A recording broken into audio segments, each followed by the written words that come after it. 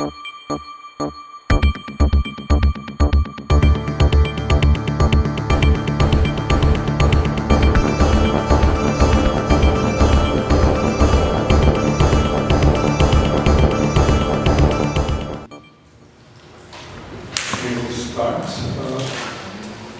to the public program of Summer School 2018. Tonight I'm happy that we have with us two presentations. Nita Luci, among others, course leader of course 3, course teacher of course 3, and Boris Budin, course teacher of course 9. Nita with her colleagues, Nita Luci and Josef Vasnici, already finished her work as course teachers. I'm looking forward to hear from her more about her practice in this public presentation. I'll just read briefly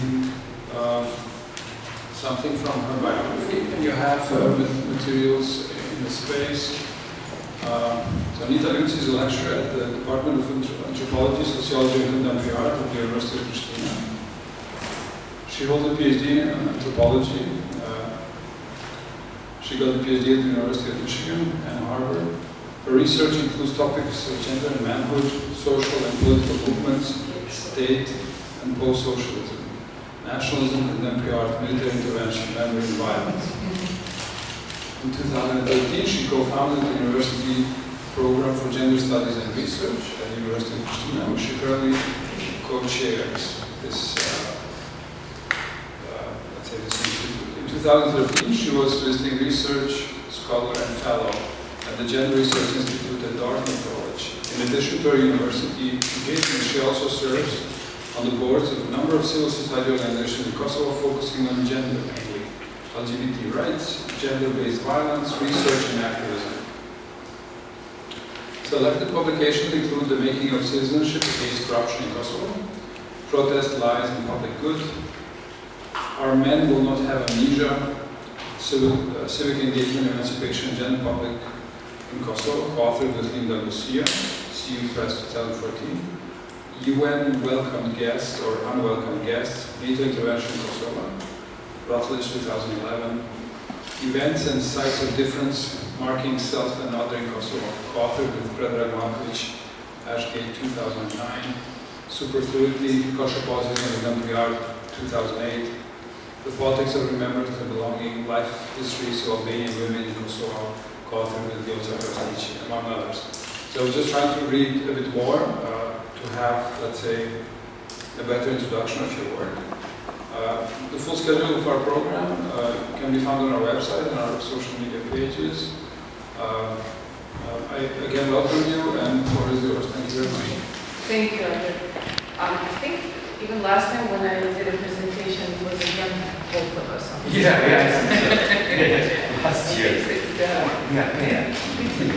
Okay. Yes. So thank you very much, Albert.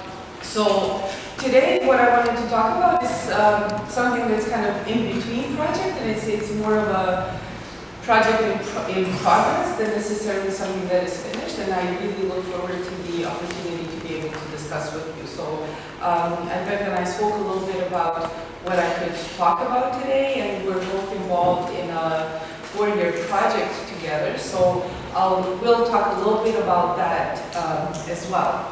Now, what I'm presenting today, maybe we can turn on the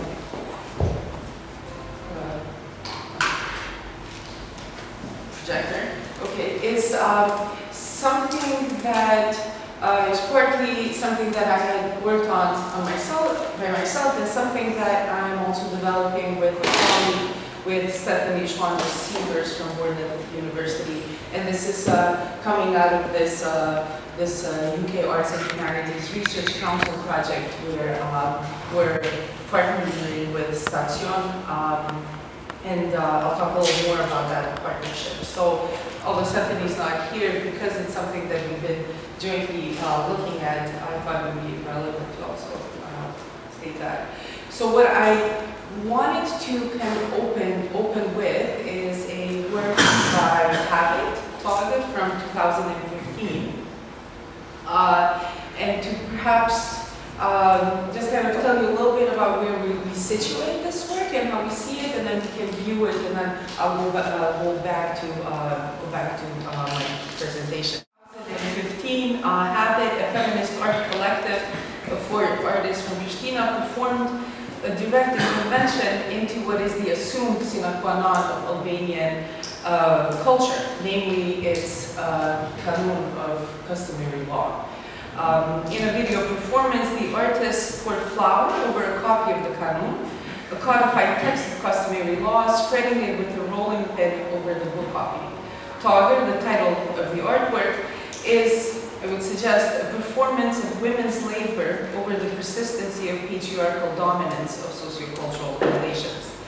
And so it's kind of like making pita and making deodorant and the visibility of that work. So I would like to kind of bring that dimension into it a little bit, although the work itself was released on 8th of March as a series of 8th of March interventions that Haveit has produced.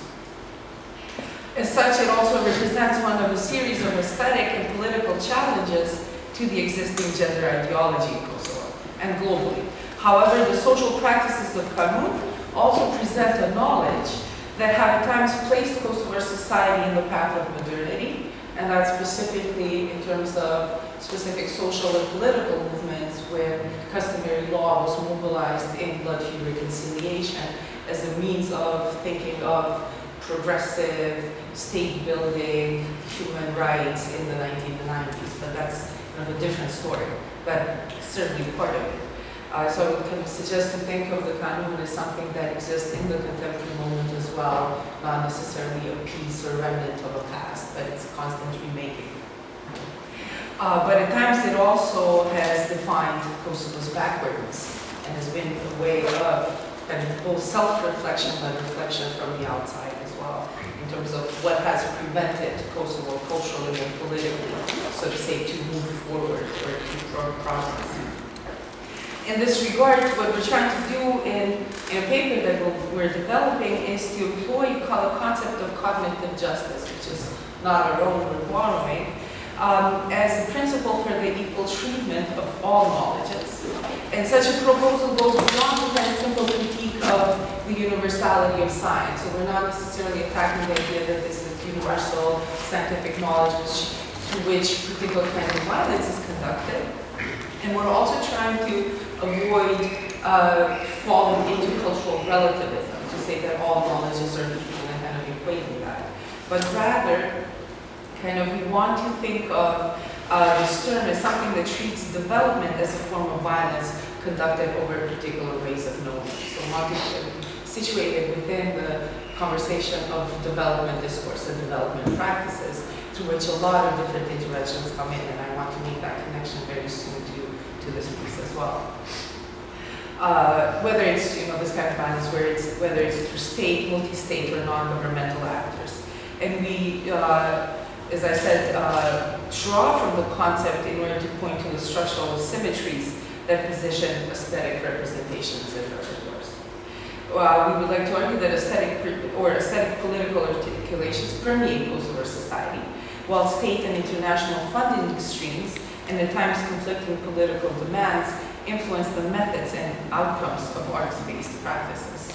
Specifically, in our project, we want to show the kind of the connections, mobility, and exchange, as well as the divergences, rigidities, and exclusionary practices between center and periphery, inside and beyond Kosovo. Based on ethnographic and participatory action research, we want to conduct a comparison of concepts and practices through which independent arts-based CSOs, such as Stacion, so we're kind of putting that there, and state-sponsored institutional youth centers reach out to disadvantaged youth. So our idea is to basically do a comparison of how state institutions create programs through programs with which they educate youth through art about the past and about ideas of justice and violence and so forth, and to look at the ways in which other kinds of organizations, be it CSOs, but most centered in Pristina, reach out to these spaces and ask whether they do at all and what are the kinds of relationships that develop through this. So we argue that these and other questions require reflection upon the ways historical contingencies have shaped underpinning practices, concepts, and the politics of such work. And I'll show you a couple of examples that we're looking at for this comparison. But we're now just going to show you,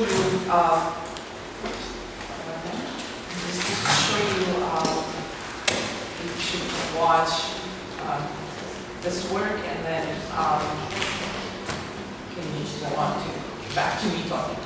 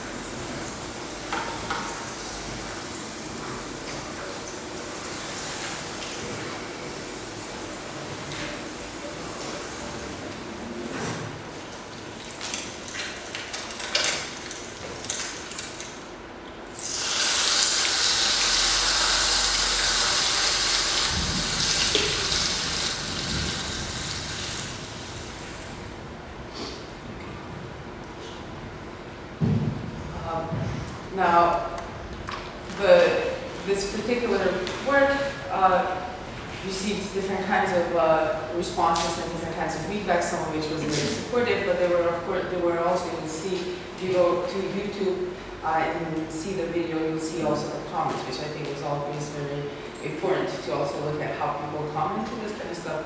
And there was all the reaction also of, well, it was almost trying to offend the artist and say, well, you're just talking from the city, you have no idea what you're talking about, you can't destroy everything that is our tradition. So obviously there's this kind of reaction of, you're just destroying something that is authentic, and it might have bad parts to it, but there's something that we need to preserve. So I want to kind of really consider this kind of reaction really seriously. I wouldn't want you to kind of say, well, it's ridiculous, and obviously this is a nationalist kind of reaction, but I think we need to really think about it seriously.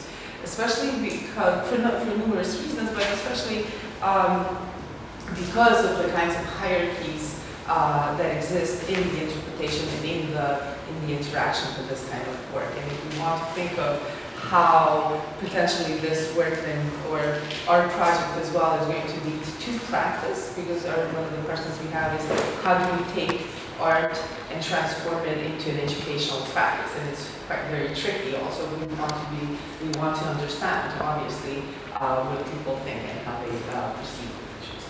Now, one thing I don't necessarily want to do a kind of context of Kosovo, but wherever we've spoken about this, we've met with colleagues in different continents and from different countries, from Colombia to Rwanda to South Africa. And it's always important to kind of give a background and history, and maybe even to this audience. So particular kinds of places always require this kind of explanation, and it's always difficult to do a history of a place in a couple of sentences. And this is another issue that we need to think about. How do we contextualize this work now? How do we make it relevant to our audiences, in particular localities that might be Kosovo bound, but also how to make it travel, because I think this also becomes important in the way in which a lot of the research that deals with the topics that we're addressing also has a particular kind of flow. So you see research or monies coming from the global north to the global south, and there are different kinds of boundaries in that as well. But there are also different kind of layers to the representations in different places. And so I just wanted to show you a couple of representations that also speak to the political, economic, and social kind of construction, visual construction of a territory, in this case Kosovo. So whether we place it in the context of Balkans, whether we kind of focus just into it, or perhaps we look at it in terms of interventions and its divisions in the post-intervention moment that become relevant. So these representations, I think, are important to think of also as kind of technologies that intervene into the materiality of these places, but also represent the very position of power that defines them, that have ultimately produced a particular kind of state in Kosovo, whether it's one that's defined as multi-ethnic or the debate of whether it's a nation state and so forth, which gets reflected in the work that we're looking at.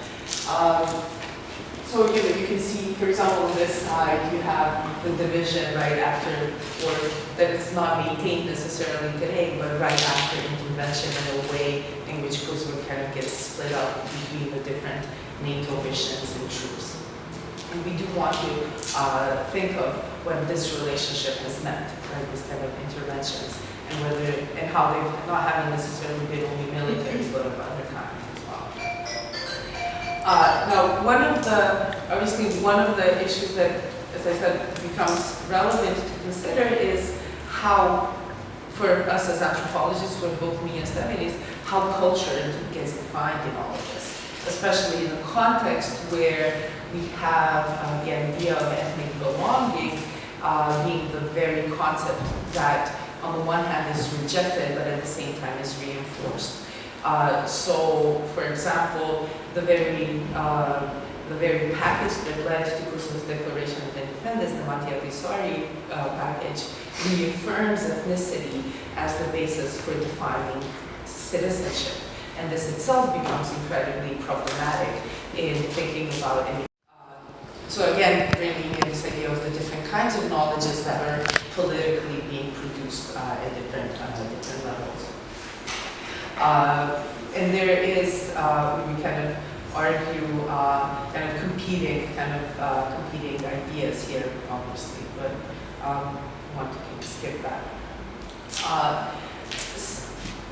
An example from our field, one of the sort of more dominant forms of cultural and national articulation, obviously, have been commemorations.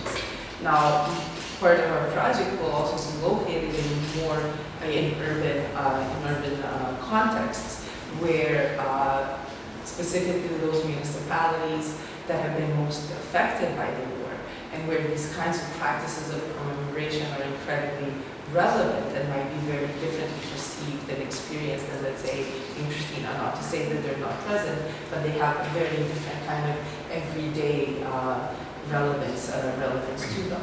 And there are, and in this, looking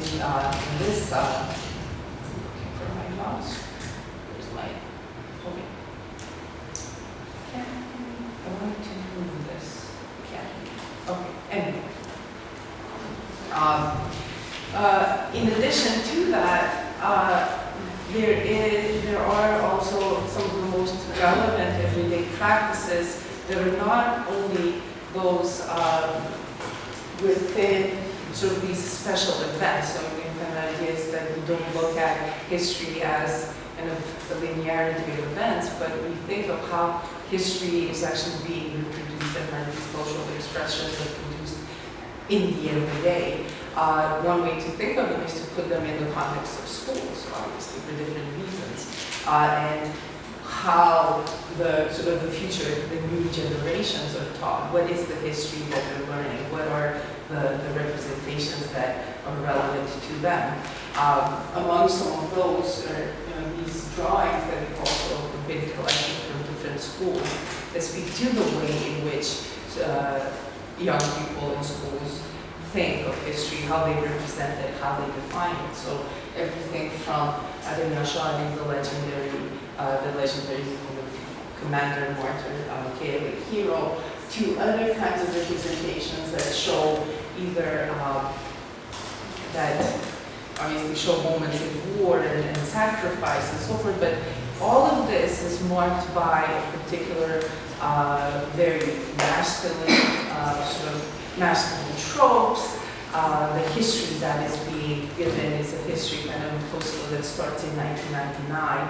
So there's a particular kind of forgetting that is both internal but also imposed, and this is something that we want to think about. But if you think of we want to think of these as kind of art-based education in school, and if this is art-based education in school, how does that, what does it look like, and what are the signifiers that are being used? And in many ways will now be in contradiction to, if you think of the photography, right? This is something that is reaffirming the very the very knowledge that work burns and then kind of voids at the same time. This is the reaffirmation of a particular kind of history, of a particular kind of identity.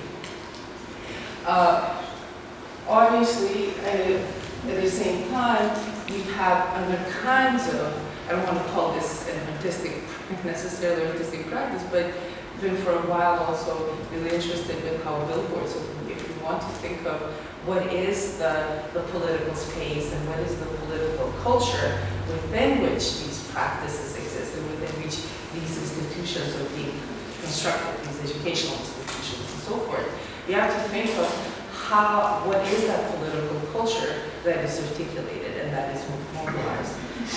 Whereas we have these kind of aestheticized representations of a national political culture in public space that are dominated by male political subjects and female bodies. And they do represent the documented gender division of labor in the making of history. The men are the politicians and the historians.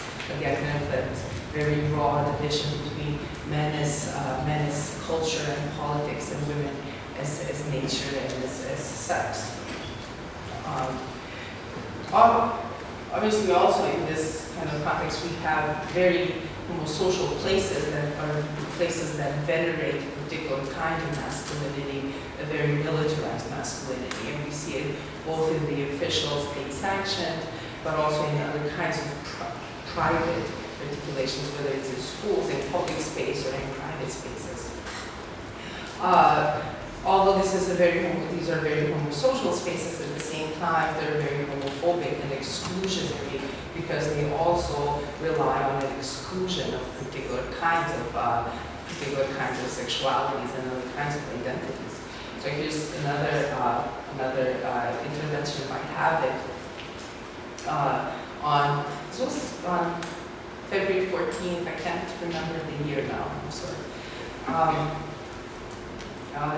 Which is, again, kind of its very location in between, on the one hand, the statue of Skenderbeg in the National Library and the square of Ibrahim Rugova, this kind of main artery of the city, this main boulevard, which is now almost kind of a reproduction of the notion of a linear historical time that begins and ends with military heroes, but also statesmen. There's, of course, also Mother Teresa, which is kind of hidden a little bit to the side, but again, she is a virgin mother, so so she represents a different kind of identity and all of that. This is maybe not relevant, but kind of important to have in the back of our minds and how these kinds of comparisons get put out. But if we're making the argument that these kinds of interventions are not only about kind of these aesthetic services, but speak to a political economy or division of labor in history, in politics, in economic relationships, it becomes, at least I would argue, is incredibly relevant to think about the property regime that is both part of the Kanun that seems to be reproduced also in the more sort of contemporary context of a state in the making. So you see, this is kind of actually quite high more recently. Until very recently, women owned only about 3% property in Kosovo. Why then certain kinds of particular kinds of artistic interventions have also been so relevant and so key. So we have another example from Haveit from 2011, following the murder of Diana Kostrati, who was murdered by her husband. And although she had on multiple occasions attempted to get a restraining order on her husband at the time.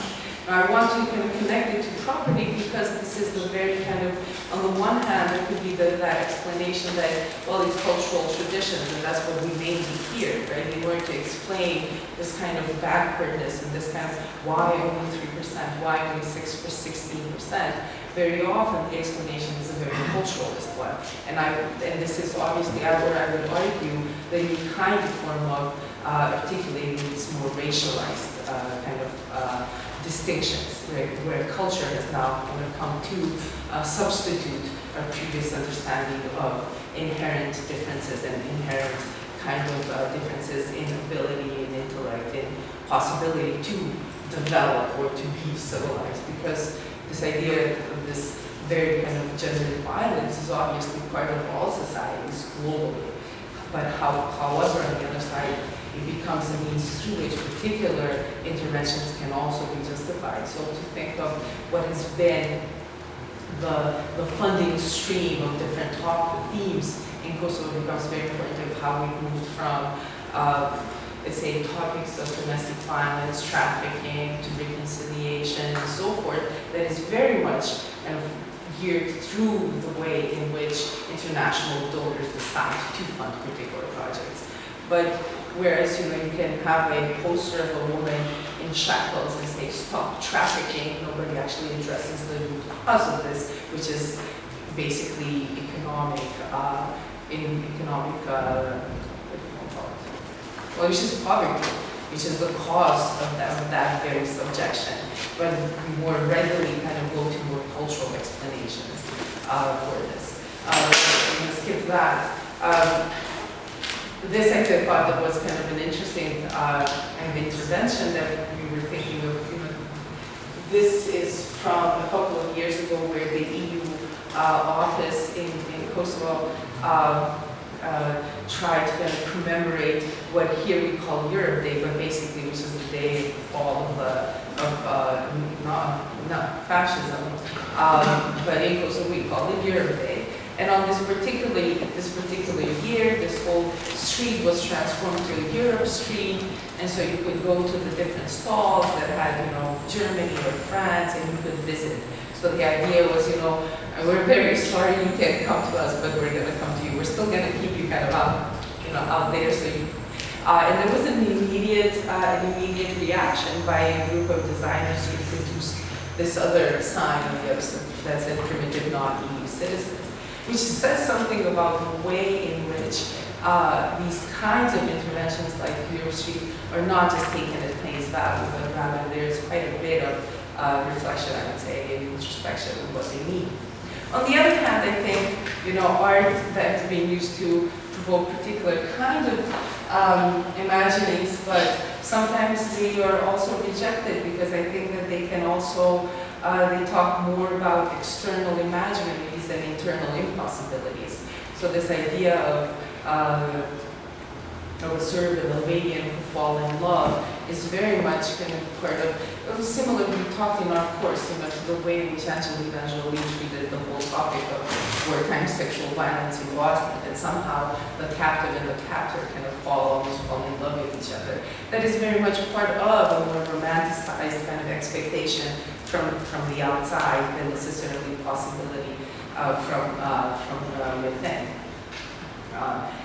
But still permeates kind of the whole repertoire of possibilities. NATO, the KFOR actually had a very interesting solution also. They put up a billboard of a cat and a dog sleeping, lying down together, and said, if they can do it, why can't you? So kind of the kind of, you know, naturalization of these kinds of identities that somehow, you know, these animals can do it. You know, what kind of an animal are you if you can't do it and overcome this? I've talked about this before. I'm going to skip this too many times.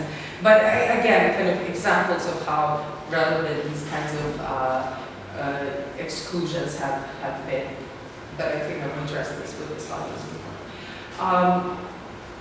There have also been other kinds of interventions. I'm skipping the Haveit one as this art installation of thinking of you by Akira Joffa a couple of years back, which was unveiled at the same day that a government-sponsored memorial commemorating heroines. And I think we spoke a little bit more with Eva the other day about this, so I think I don't want to kind of dwell on this and this much, but want more to kind of talk about what has also been a kind of a fatigue, and an increasing sort of intervention fatigue that has generated these very strict kind of positions of insider and outsider, which we would like to address. I don't want to read directly from what I've written, but to say that it becomes incredibly important in these kinds of collaborative projects to think about how we're positioned to each other and the kind of relationships of power that are brought in. In a previous project where Stephanie and I were together, when we had UK students and Pristina-based students in these kind of joint research projects, it almost fell apart. We had, for a number of different reasons, but we kind of kept it going. There was one student, for example, one of our students from Pristina, who refused to take part in one of the missions, in one of the quests that the students had to do, because he turned to question the other side around and said, well, if we're going to go out and we're going to explore Kosovo, and we're going to talk about nationalism in Kosovo, why don't we talk about British colonialism? And the students were kind of taken aback and said, well, I don't see what British colonialism has anything to do with this. We're in Kosovo, we're in the Balkans. And they felt kind of ill-prepared, but it also was indicative of how actually in the British educational system, you don't learn about colonialism until you get to college. So you actually go through learning about Britain all through elementary and high school, and you never even learn about having been this colonial power that exploited the hell out of the world. But just to kind of analyze it maybe a little bit. But the moment that our student kind of turned the gaze the other side, on the other side, it became very problematic, and students felt that they were attacked. So we can think that now, as we are launching into our new project, that kind of this is something that we especially need to pay attention to, the way in which we're positioned towards each other. That there's nothing benevolent about the way in which these international projects get set up, and the way in which they are to work. So a couple of kind of things that, just to kind of maybe wrap up, and I don't know if wrapping up. So maybe this is a little too dry. I think it's a little too dry, but just to kind of say some of the things that some of the issues that we've been raising, and to also in sign of kind of conclusion also tell you a little bit about all of the people who will be participating and are participating in this. So in addition to Stephanie and me as investigators, we also have Haveit from Stacion as our main partner, Anibal from PA, Stadtarte, Bangebi, Active Parks and Art. So kind of this is kind of a mix of organizations and people that will be and are involved in our project as we move forward. And as we move forward, our idea is to think of how we can, through participatory action research raise these kinds of questions that are both theoretical on one hand, but also see how we can translate that into particular practice. So I think this is kind of where I would add, but maybe not necessarily with replacing old heroes with new heroes, but I mean, Stephanie really likes this one, so that's why it's here as well. So yeah, so more kind of nothing definite, more questions and ideas. So that's what I have. Thank you. Thank you.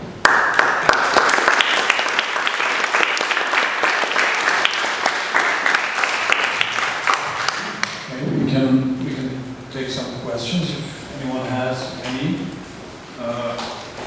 for Nita at this time.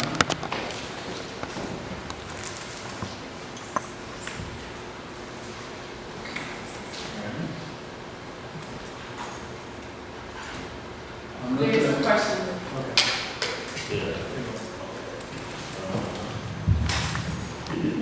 The concept of, it's been recurring, I see, throughout the week that we've been having talks, this concept of stopping progress. From Malevich, it says, go ahead and stop progress. With Benjamin putting the brake on the train. This, and kind of again, you mentioned in this, particularly in this sentence in the text that you said, that stopping the forward progression of modernity, or stopping the forward progression of, is an interesting one. The way that, yeah, I suppose, could you articulate more the role that through artistic actions that you undertake, how you see that?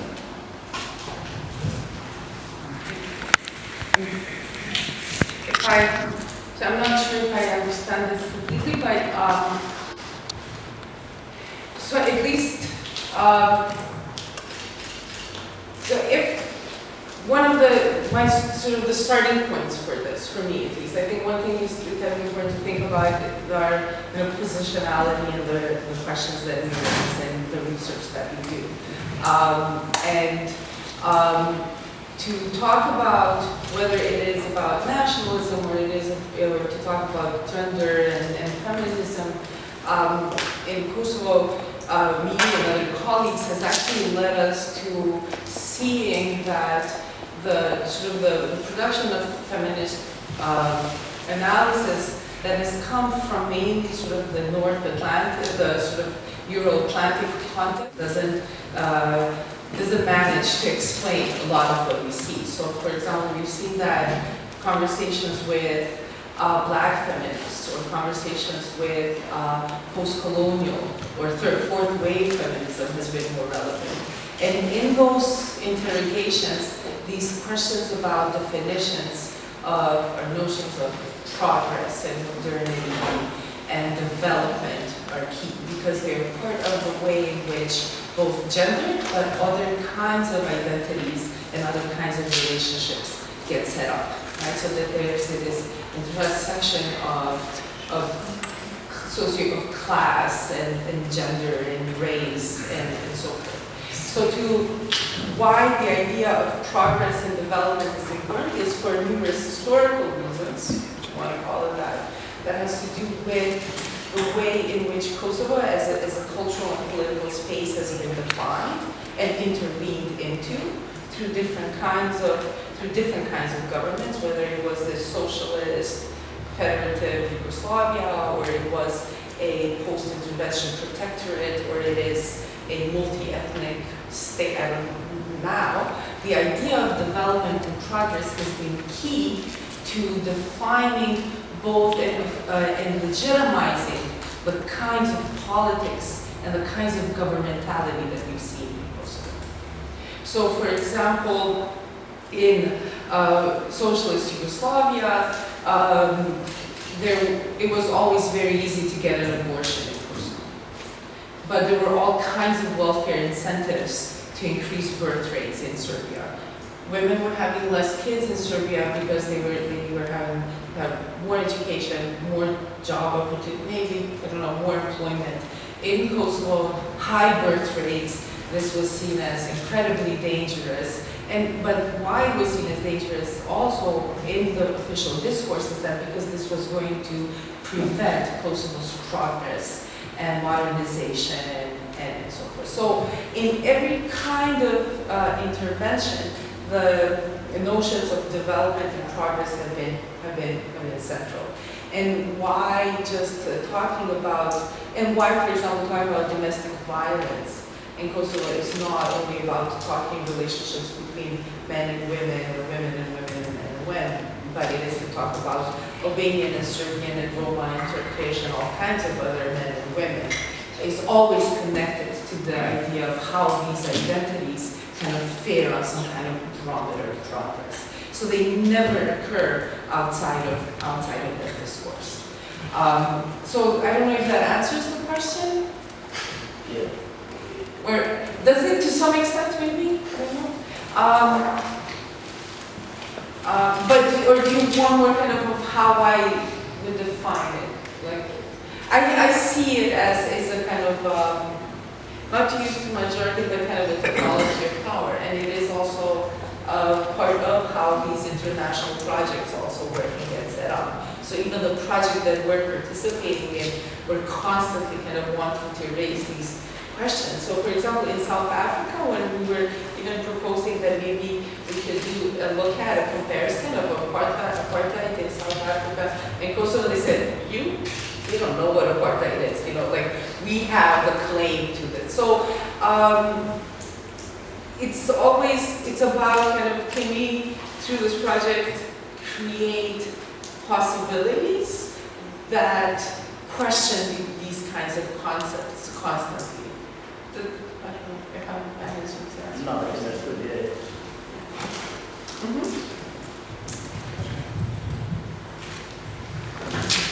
I was watching Albanian, so I can maybe someone can translate, but I am not sure. Nita, do shta me pyet për vendet për vendet e rezervume.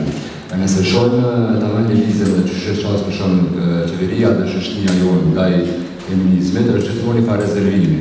Për shumë kemi numrin 30% rezervume në parlament, e kemi gjithmonë një farë edhe hapësirat ku performojnë ose ku ndodhin gjëra feministë janë të rezervume.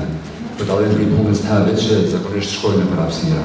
A ke mujtë me shmëna full pak më shumë që shkon diku që kjo ku gjithçka ka qenë rezervume edhe jo e lejume të më hapën për një grupë, së do në të vetëm feminizmin, për përfetin Kosovë zakonisht u bërë një fa rezervimi për to. A shesi një fralloj kuvizimi se qysh e ke barë nëse kështë mujtë në bojë. E një më dhe shumë.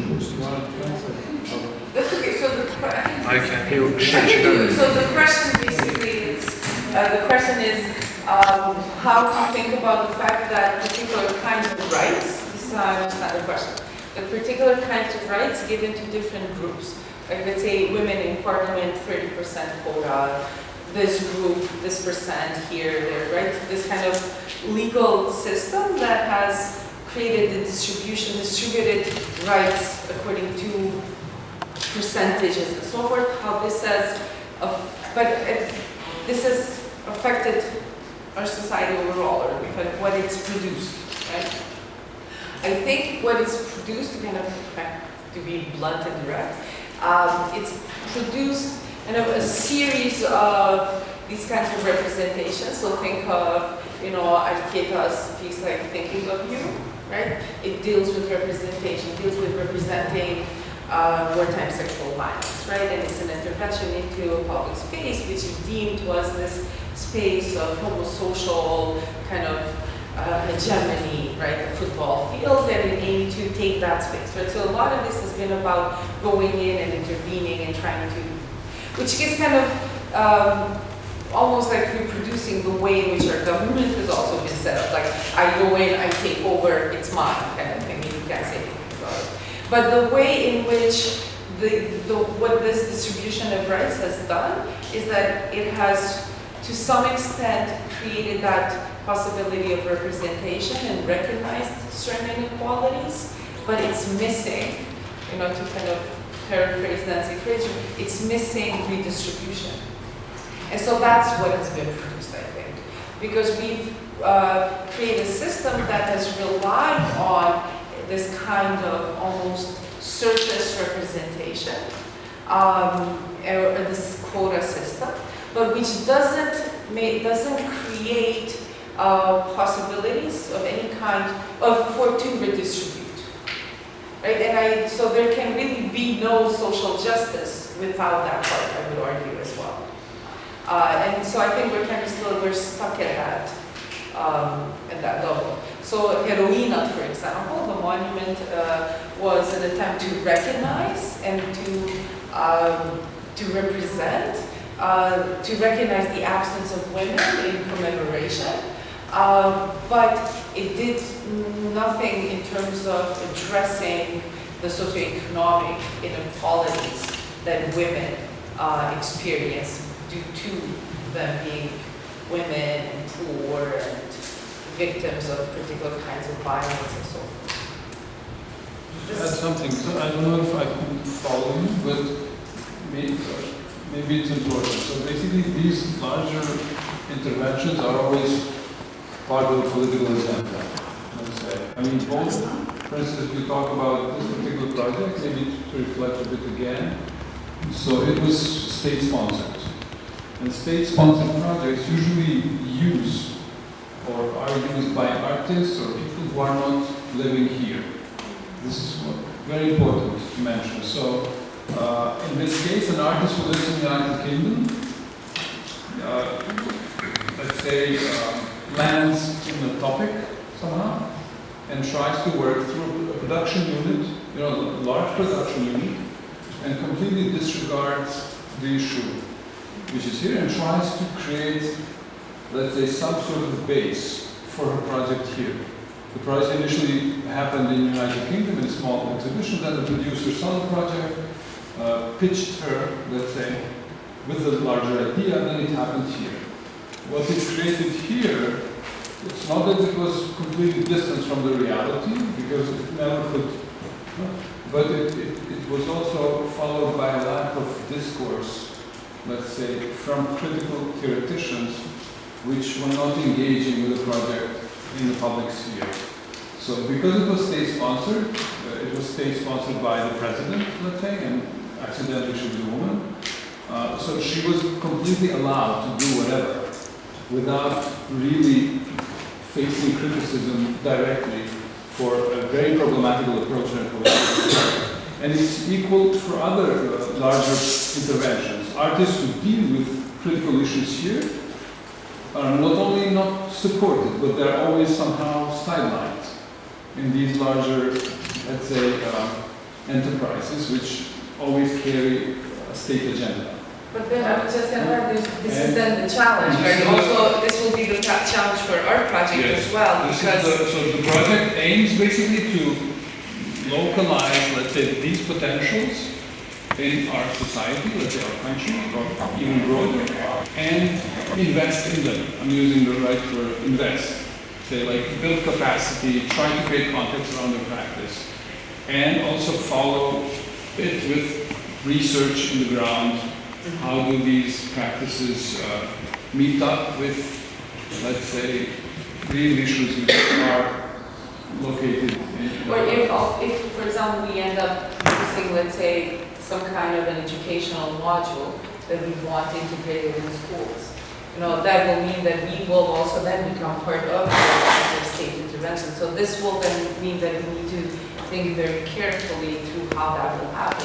Because in a number of cases, for example, I learned that from the gender equality officer at the Ministry of Education, that when Anna's film was shown to them through this one module, I'm thinking of the past, the high school teachers were very against it and just very rebelled against it. So I think there's a lot of work that needs to be done in terms of how to create that communication.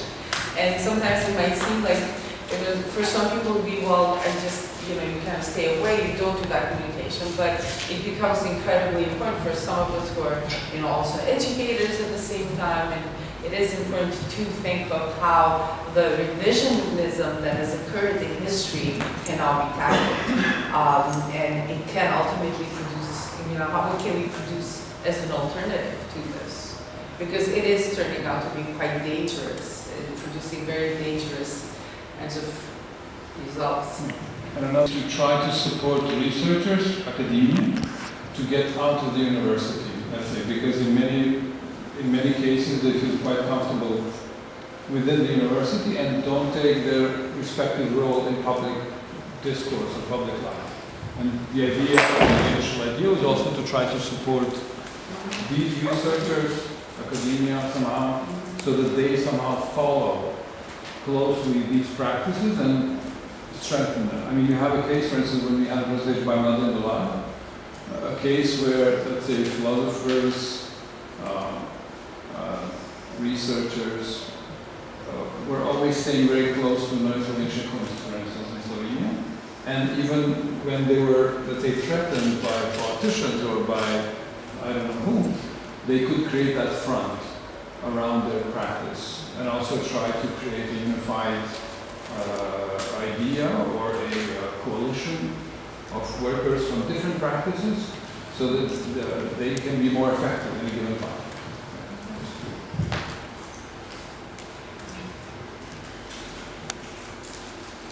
Okay, comments or questions? Okay, let's take a break, 10 minutes, and then we continue. Thank you again. Thank you very much.